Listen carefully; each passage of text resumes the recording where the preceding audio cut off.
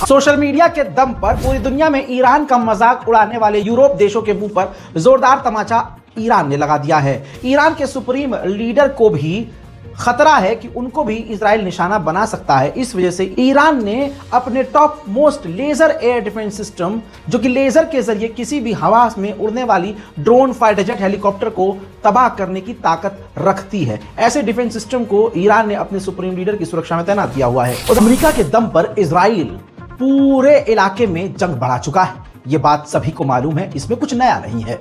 लेकिन नया क्या है समझ लीजिए। इतिहास में कभी ऐसा नहीं हुआ कि अमेरिका इजराइल को बचाने के लिए पूरी तरह से इजराइल के अंदर ही पहुंच जाए।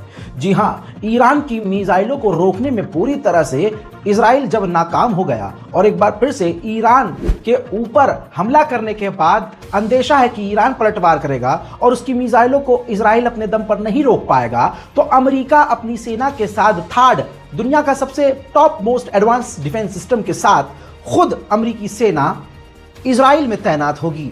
खबर यही है। खबर तो अंदर की यह भी है कि फिलहाल अमेरिकी फौज ऑलरेडी इजराइल के अंदर मौजूद है, लेकिन थर्ड एयर डिफेंस सिस्टम को चलाने के लिए, स्पेशली उस डिफेंस सिस्टम के जरिए ईरान की मिसाइलों को रोकने के लिए स्पेशली एक स्पेशल मिलिट्री यूएस की जो टीम है वो थर्ड एयर डिफेंस सिस्टम के साथ इजराइल में तैनात होगी, इजराइल को बचाने के लिए। इतिहास में ये चीज पहली बार हो रही है। और ईरान ने ऑफिशियली बयान जारी करके कहा है कि हम जंग तो नहीं चाहते, लेकिन हम डरते भी नहीं हैं। अगर इजराइल ने कोई हरकत की तो हम अपने बचाव और पलटवार के लिए भी तैयार हैं। मेरे दोस्तों, ईरान के पार्लियामेंट स्पीकर मोहम्मद बाग़र, जिन्होंने पायलट की ट्रेनिंग, पूरी फुल ट्रेनिंग फ्रांस से ली हुई है, अचानक से कल वो लेबनान की राजधानी बैरूत पहुंच गए। खबर यह है, जहाज वो खुद उड़ा रहे थे, तस्वीर आपके सामने। खबर यह है, वार्निंग इजराइल के द्वारा दी गई कि आप इस जहाज को वापस मोड़ लें, लेकिन इसके धमकी के बावजूद, इजराइल की धमकियों के बावजूद, निडरता से ईरान के पार्लियामेंट के स्पीकर ने जहाज को सुरक्षित लेबनान की राजधानी में लैंड किया। मैं आपको बड़ी बात यह भी बताना चाहूंगा, बल्कि दिखा दूंगा कि जब ईरान के पार्लियामेंट के स्पीकर खुद जहाज उड़ाते हुए लेबनान घुस रहे थे, उसी वक्त इजराइल की खतरनाक बमबारी भी लेबनान पर हुई थी। सामने धुआं निकल रहा था और ईरान का पार्लियामेंट स्पीकर जहाज उड़ाता हुआ लेबनान में घुस रहा था।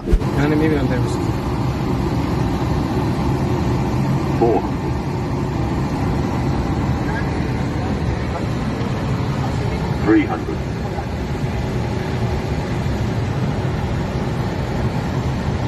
200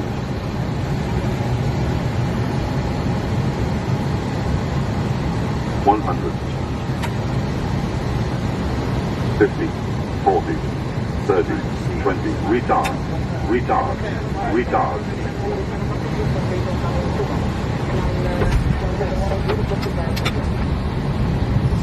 हजरात, लेबनान के प्रधानमंत्री से ईरान के पार्लियामेंट के स्पीकर ने मुलाकात की और हिजबुल्लाह और लेबनान को पूरी तरह से सपोर्ट किया। मेरे दोस्तों, ये बेखौफी बहादुरी नहीं तो क्या है कि ईरान के पार्लियामेंट स्पीकर तमाम उन बैरूत की जगह पर गए जहां पर इजराइल ने खतरनाक बमबारी की। सोचिए, जहां से लेबनान के लोग ही फरार हो रहे हों, वहां ईरान का एक बड़ा स्पीकर, आला अधिकारी अपनी पूरी टीम के साथ खुद जहाज उड़ा के पहुंच गया और तमाम लेबनान के इलाकों में उसने दौरा किया। देखिए,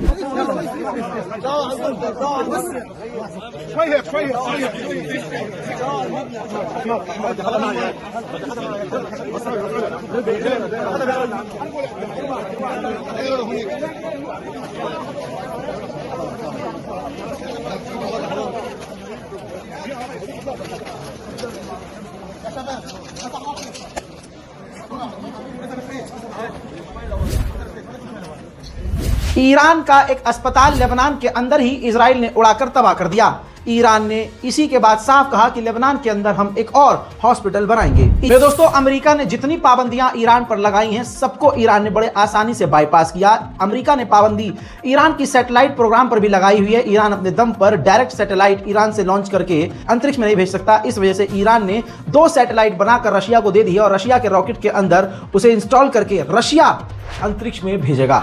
वहीं ईरान ने अरब देशों से और अमेरिका से भी कह दिया है कि अगर इजराइल ने कोई भी गड़बड़ की तो हम जवाबी कार्रवाई जरूर करेंगे। सूत्रों के मुताबिक अमेरिकी इंटेलिजेंस ने कहा है कि डोनाल्ड ट्रंप और उनके साथियों को ईरान कत्ल करने की साजिश रच रहा है, प्लानिंग उसकी पूरी हो चुकी है। जिसके बाद बाइडेन गवर्नमेंट ने धमकी दी है ईरान को कि अगर आपने ऐसा कुछ भी किया और ट्रंप को चोट पहुंचाई तो यह एक्ट ऑफ एग्रेशन माना जाएगा। हजरात, इसकी जानकारी को ईरान ने छुपाया है, जो मैं आपको बताने वाला हूं। ईरान के एक हाईवे पर खतरनाक आग लगी जिसमें कई गाड़ियां झुलस गईं, लेकिन ईरान ने इसकी वजह छुपाई है, जबकि ये आग छुपने लायक नहीं है। इसको आप हादसा कहिए या अटैक, आपके मन में जो आए आप नीचे कमेंट सेक्शन में लिख सकते हैं। विजुअल ये है। این هم خودروهایی که تو این آتش سوزی مونده.